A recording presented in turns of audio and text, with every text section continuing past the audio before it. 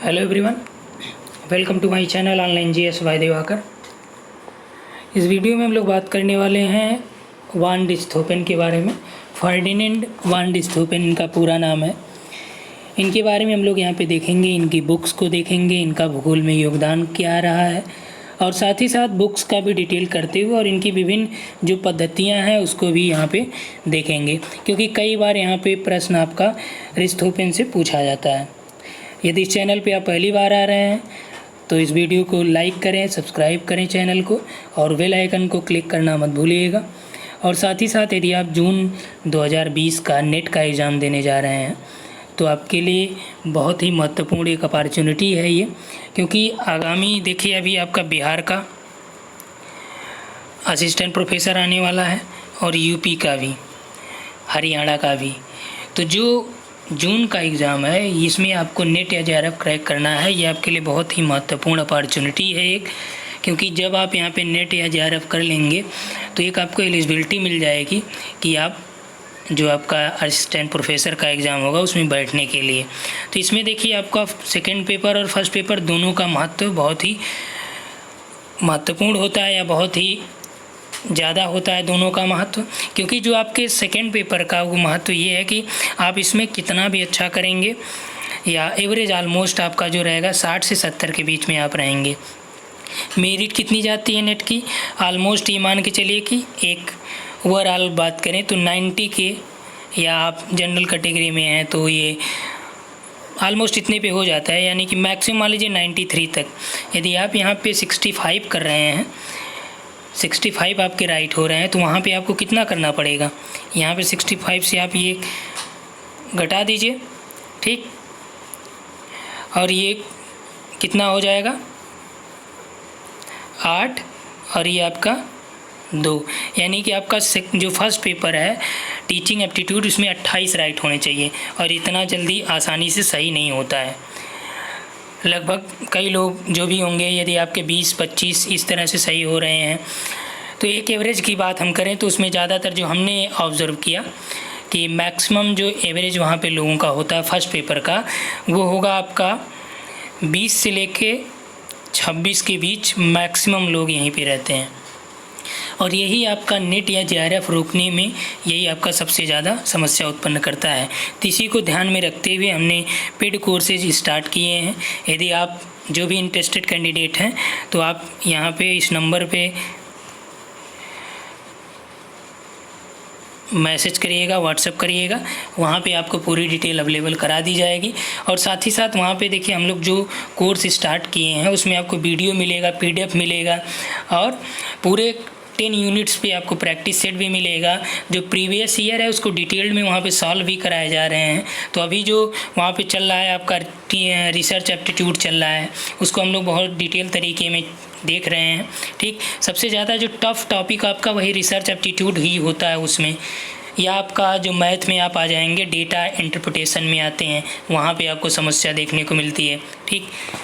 तो ये सभी आपको इसलिए बता रहा हूँ, हो सकता है कि आपके लिए यूजफुल ना हो, लेकिन जो लोग नए हैं काफ़ी लोगों को ये समस्याएं देखने को मिलती हैं, इसलिए यहाँ पे बताना ज़रूरी लगा। तो चलिए यहाँ पे हम लोग स्टार्ट करते हैं, रिchthofen के बारे में जानते हैं।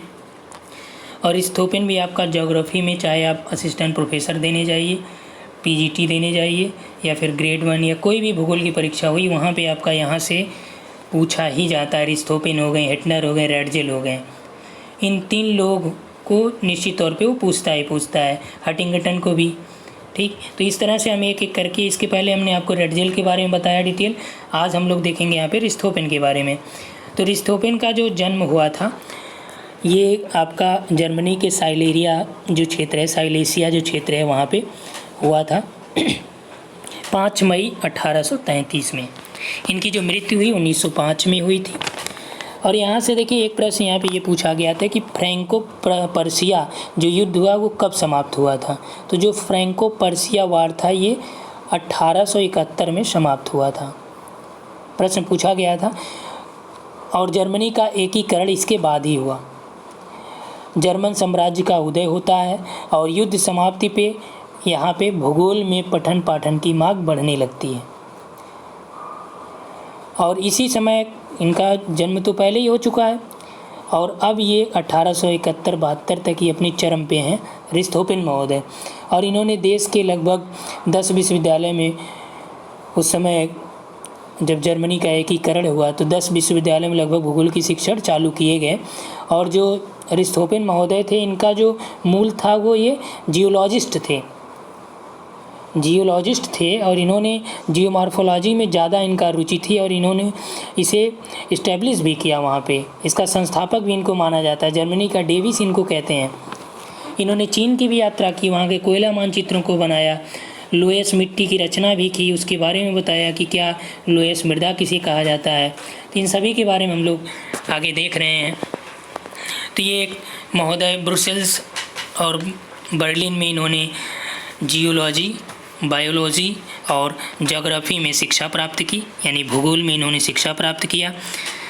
ये शाही परिवार के सदस्य होने के कारण जीवन पर्यंत अपनी रुचि के अनुसार प्रगति करते रहे, क्योंकि जो शाही परिवार या कोई भी धनी परिवार है वहाँ पे बच्चे अपने मन से जो कुछ करना चाहें वो कर सकते हैं। 1856 की बात है कि इन्होंने अपना शोध प्रबंध या शोध प्रस्तुत किया, शोध ग्रंथ, किस पे? आल्प्स के दक्षिणी जो टिरोल क्षेत्र है वहाँ पे इन्होंने जियोलॉजी यानी भूविज्ञान और स्थलाकृति पे अपना शोध प्रस्तुत किया था। बाद में 1860 से लेकर 1872 तक इन्होंने यात्राएं की और वो यात्राएं इन्होंने पूर्वी एशिया, दक्षिण पूर्व एशिया, उत्तरी प्रशांत महासागर और पश्चिमी संयुक्त राज्य अमेरिका की भी इन्होंने यात्रा किया था। कब से कब तक? 1860 से 1872 तक, यानी 12 साल जो रहा है इनका यात्राओं में बीता अलग अलग जगह। कैलिफोर्निया में इन्होंने 6 साल तक यहाँ पे रुके और यहाँ पे इन्होंने ज्वालामुखी चट्टानों का अध्ययन किया। साथ ही साथ यहाँ पे सोने की प्राप्ति के संबंध को भी इन्होंने स्पष्ट किया। बाद में ये कैलिफोर्निया से चीन चले गए 1868 से लेकर 1872 तक। वहाँ पे इन्होंने ये रुके और वहाँ की जो लोयस मृदा थी उसकी रचना के बारे में इन्होंने बताया कि लोयस मृदा का निर्माण कैसे हुआ है, और साथ ही साथ इन्होंने कोयला मानचित्रों के बारे में भी वहाँ पे बताया। कोयला मानचित्रों को इन्होंने बनाया था, कहाँ के? चीन के। नियुक्ति की बात करें तो इनकी नियुक्ति 1875 में बर्लिन विश्वविद्यालय में होती है। उसके बाद इन्होंने 1877 में बोन विश्वविद्यालय में प्रोफेसर की नियुक्ति होती है, यानी प्रोफेसर के पद पर इन्होंने अध्यापन कार्य स्टार्ट किया। और धीरे धीरे कुछ वर्षों के बाद, लगभग 5 वर्ष अध्यापन कार्य करने के बाद बोन विश्वविद्यालय से ये लिपजिंग विश्वविद्यालय में चले गए, जहाँ पे ऑस्कर पिस्टल महोदय वहाँ पे पढ़ाते थे। ऑस्कर पिस्टल 1871 में ये वहाँ पे नियुक्त हुए थे, जिसका बुक का नाम है दास आइसलैंड। और ऑस्कर पिस्टल ने नॉर्वे के फियोर्ड्स का अध्ययन किया था। ठीक, नॉर्वे के फियोर्ड्स के अध्ययन को किसने किया था? ऑस्कर पिस्टल ने किया था। और इन्हीं के स्थान पर लिपजिंग यूनिवर्सिटी में वान रिस्थोपेन की नियुक्ति होती है। उसके बाद 3 वर्ष अध्यापन इन्होंने कराया। फिर ये क्या किया कि बर्लिन विश्वविद्यालय में पुनः चले गए और वहाँ पे इन्होंने कई वर्षों तक बर्लिन की जो भौगोलिक संस्था रही उसके अध्यक्ष बने रहे। और बाद में इन्होंने बर्लिन महासागरीय संस्थान की भी स्थापना की और उसको वैज्ञानिक स्वरूप भी दिया। रिस्थोपेन ने भूगोल को कुछ अन्य रूपों में ही परिभाषा दी कि भूगोल का उद्देश्य विभिन्न प्रकार की घटनाओं की ओर ध्यान आकर्षण करना है जो धरातल पर अंतर संबंधित में घटित होते हैं। उनकी सुझाई गई जो भौगोलिक पद्धति थी उसमें पहले प्रदेश की प्राकृतिक दशा का ज्ञान, जैसे प्राकृतिक दशा में उन्होंने माना धरातल, आकृति या जलवायु, मृदा, वनस्पति, पेड़ पौधे, जीव जंतु, इनके अध्ययन के द्वारा मानव द्वारा उनके प्रति समायोजन का परीक्षण इन्होंने सम्मिलित किया था। ठीक, इनके ग्रंथ और लेख की बात करें तो इन्होंने चीन का भूगोल लिखा 3 खंडों में, जो 1882 से लेकर 1912 तक 3 खंडों में प्रकाशित हुआ। और इनके मरणोपरांत इसका अंतिम खंड 1912 में प्रकाशित हुआ, मरने के बाद। मरणोपरांत यानी कि 1905 में ही इनकी मृत्यु हो गई थी। अगला है चीन की मानचित्रावली का जो प्रकाशन हुआ, ये भी इनके मरणोपरांत ही हुआ। और किसने कराया था? ये मैक्स हॉल ने कराया था, मैक्स क्राल के द्वारा किया गया। मानचित्रावली का प्रकाशन 1882 में इन्होंने थोड़ा लिखा था। इसमें मैक्स क्राल महोदय ने इसको आगे बढ़ाया, इसका प्रकाशन भी कराया। आर्थिक और खनिज भूगोल इन्होंने 1868-72 में लिखा और स्थलाकृति विज्ञान यानी जियोमॉर्फोलॉजी 1886 का है। ध्यान रखिएगा, जियोमॉर्फोलॉजी रिस्थोपेन का मिलान करने के लिए यूजीसी में लगभग 2 से 3 बार प्रश्न पूछे जा चुके हैं। चीन के भूगोल को जो इन्होंने लिखा 3 खंडों में, उसमें एक एक खंड करके हम लोग डिटेल देख लेते हैं। क्योंकि ये रिस्थोपेन जो थे अपने समय के महान भूगोलवेत्ता और भूवैज्ञानिक थे। इनकी जो भूगोल में रुचि थी वो आपका जियोमॉर्फोलॉजी में ही रुचि रही थी। उन्होंने 12 वर्ष तक भ्रमण करके फिर जर्मनी लौटे और फिर उन्होंने चीन का भूगोल लिखा और इन्होंने इसे 3 खंडों में डिवाइड करके पूरा किया। पहले खंड में इन्होंने मध्य एशिया की जो पर्वतमाला थी उसके बारे में, चीन के संसाधनों के बारे में और साथ ही साथ चीन के जो समीपवर्ती सामान्य भौतिक प्रदेश थे उसके बारे में इन्होंने बताया।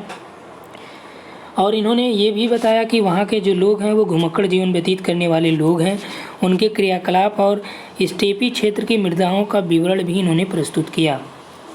और उन्होंने बताया कि जो स्टेपी क्षेत्र है यहाँ से वायु के साथ उड़कर जो धूल आती है उसके जमा होने से ही लोयस का निर्माण होता है।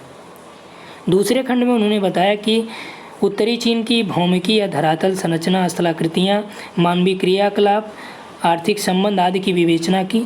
और उन्होंने यह भी बताया, और ये जो भी कार्य उन्होंने किया पूरा, यानी कि उत्तरी चीन का ये सभी कार्य इन्होंने संघाई वाणिज्यिक संघ के लिए किया। तीसरे खंड में इन्होंने दक्षिणी चीन का विस्तृत विवरण प्रस्तुत किया और उसके बाद इनका जो तृतीय खंड था उनके लेखों और संकलित प्रतिवेदनों के आधार पे टीजेन ने इसे पूरा किया था। क्या नाम इनका? टीजेन। तो प्रश्न ये पूछा जा सकता है कि रिस्थोपेन का चीन का भूगोल का तीसरा खंड किसने पूरा किया? तो टीजेन महोदय ने पूरा किया। आगे चीन की जो मानचित्रावली इन्होंने बनाई थी उसको रिस्थोपेन तो करते ही करते हैं, लेकिन उसमें जो आगे चल के इसमें काम करते हैं मैक्स क्राल ने किया था। चीन का भूगोल जब पूर्ण हो गया 1886 में उन्होंने बर्लिन विश्वविद्यालय की कार्यप्रणाली पर भी कार्य किया और अपनी रचना फुहरेर फुर फोर सुंग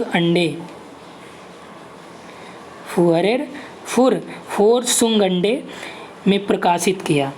इनकी रचना कहाँ पे प्रकाशित हुई? फुहरेर फोर सुंगंडे, फुहरेर फोर सुंगंडे। ये जर्मन वर्ड्स हैं, काफ़ी टफ है। इस ग्रंथ में इन्होंने भौतिकी, संरचना और धरातलीय स्थलाकृतियों के मध्य जो सामंजस्य था उसको स्थापित करने का प्रयास किया। जियोमॉर्फोलॉजी को 3 खंडों में इन्होंने डिवाइड किया था और इन्होंने इसे 1886 में लिखा था। प्रथम खंड में इन्होंने स्थलाकृतियों के विकास के बारे में बात किया था। प्रथम खंड में स्थलाकृतियों के विकास के बारे में बात किया, उसकी तकनीकी निरीक्षण के बारे में बात किया। ठीक। द्वितीय खंड में उन्होंने स्थलाकृतियों के विकास क्रम को स्पष्ट किया और साथ ही साथ इस खंड में इन्होंने धरातल की विभिन्न संरचनाओं का वर्णन करके उनकी प्रक्रिया के प्रभाव को भी समझाया। तीसरे खंड में इन्होंने मृदा निर्माण, चट्टानों और खनिज व पर्वतों निर्माण की प्रक्रिया को बताया था। आगे है, ये सर्वप्रथम ऐसे भूगोलवेत्ता हैं जिन्होंने फियोर्ड और रिया तटों के बीच अंतर को स्पष्ट किया था। प्रश्न ये कई बार पूछा गया है। तो जो नॉर्वे के फियोर्ड तट का अध्ययन किया था किसने किया था? आस्कर पेस्टल ने किया था। लेकिन फियोर्ड और रिया के बीच जो अंतर स्पष्ट किया ये कौन है? रिस्थोपेन ने। रिस्थोपेन महोदय को स्थलाकृतियों पे किए गए इनके कार्यों के लिए इन्हें जर्मनी का डेविस भी कहा जाता है। ये पहले जर्मन विद्वान हैं जिन्होंने सामान्य और प्रादेशिक भूगोल में अंतर देखा। इन्होंने भूगोल को क्षेत्र वितरण का विज्ञान बताया, यानी कोरोलॉजिकल साइंस बताया। प्रश्न पूछा गया है कि किसने पहली बार भूगोल को कोरोलॉजिकल साइंस के बारे में बताया? तो ये आपका है रिस्थोपेन महोदय। आगे हैं, इन्होंने क्षेत्रीय विभिन्नताओं के अध्ययन को भी महत्वपूर्ण माना, यानी एरियल डिफरेंशिएशन के अध्ययन को भी इन्होंने महत्वपूर्ण माना। और नेक्स्ट है यहाँ पे आपका कि इन्होंने भू आकृतियों के अध्ययन के लिए प्रदेशों के अध्ययन को एक एक करके या अध्ययन करके दोनों के बीच तुलनात्मक भूगोल का भी विकास इन्होंने किया। अरिस्टोफेन ने भौगोलिक घटनाओं के क्रमबद्ध अध्ययन के लिए 2 क्रमिक तथ्यों में इसे डिवाइड किया, और इन क्रमिक तथ्यों में पहला जो था वो आपका था क्षेत्र का अध्ययन, जिसे उसने विशिष्ट या स्पेशल ज्योग्राफी बताया जो विवरणात्मक होता है, और दूसरा इन्होंने घटना व तथ्य अध्ययन यानी सामान्य भूगोल बताया जो विश्लेषणात्मक होता है।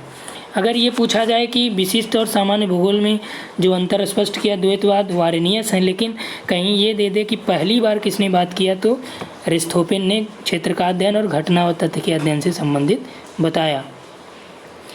इनके शिष्यों की बात कर लें तो शिष्य हैं तो भाई सराहना करेंगे ही, तो पिंक हैं, ब्लांस हैं, डेविस हैं, तो ऐसे महान शिष्यों के अगर ये गुरु रहे हैं तो कहीं न कहीं इनमें काबिलियत तो थी ही।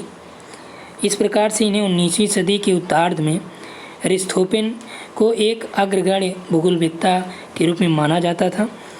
20वीं सदी के भौगोलिक चिंतन को इन्होंने एक समृद्ध आधार भी प्रदान किया, और इन्होंने साथ ही साथ हेटनर के साथ मिलके भूगोल में जो द्वैतवादी विचार था उसको भी स्पष्ट किया, उसका उन्मूलन किया।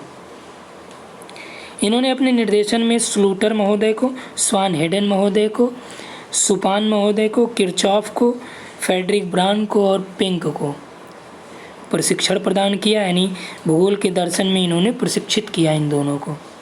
ठीक, इन्होंने कुछ क्षेत्रों के अलग अलग नाम भी निर्धारित किए, विभिन्न क्षेत्रों के अलग अलग नाम, क्योंकि सामान्य भूगोल में इनका तात्पर्य विश्व में व्यक्तिगत वस्तुओं का स्थान विषयक विवरण स्पष्ट करना था। प्रदेश का व्यवस्थित अध्ययन क्षेत्र द्वारा संपन्न करने के लिए उन्होंने बल दिया, और इनका ये मानना था कि जो भी क्षेत्र हैं उनका अलग अलग आकार के नाम अलग अलग होते हैं, जिसमें इन्होंने अर्डिटेल को बताया कि विश्व का सबसे बड़ा भाग अर्डिटेल। तो ये भी पूछा गया यूजीसी में कि अर्डिटेल क्या है, किसने दिया, तो ये आपका अरिस्टोफेन ने दिया। विश्व का सबसे बृहत्तम भाग अर्डिटेल, लैंडर उससे छोटा है, प्रमुख क्षेत्र है। लैंड सॉफ्टन शब्द इन्होंने दिया, यानी लघु प्रदेश के भूदृश्य। चौथा इन्होंने दिया आर्टलिच केतन, आर्टलिच केतन जिसे इन्होंने कहा लोकेलिटीज़ या इलाका। ठीक, तो इतना इनके बारे में काफ़ी है जो आपकी परीक्षाओं के लिए महत्वपूर्ण है। साथ ही साथ अरिस्टोफेन महोदय का ये भी कहना था कि जो अर्धकुंडे है रिटर का, इसका अर्थात कि इन्होंने माना कि अर्धकुंडे भूगोल का अध्ययन वह पृथ्वी है जो धरातल, वायुमंडल, जीव जगत, जलमंडल के परस्पर संपर्क से संबंधित होता है। ठीक, तो ये हैं अरिस्टोफेन महोदय। और अरिस्टोफेन के बाद जो है रेटजेल आते हैं। हालांकि हमने आपको रेटजेल पहले करा दिया है। रेटजेल का जो टाइम पीरियड है 1844 से लेके 1904 है। ठीक, अरिस्टोफेन का कब है 1833 से लेके 1905 है। ठीक, तो इस वीडियो में इतना है। उम्मीद है आप सभी लोगों को पसंद आया होगा, तो इसे लाइक करिए, शेयर करिए, अपने मित्रों तक इसे शेयर करना मत भूलिएगा। थैंक्स।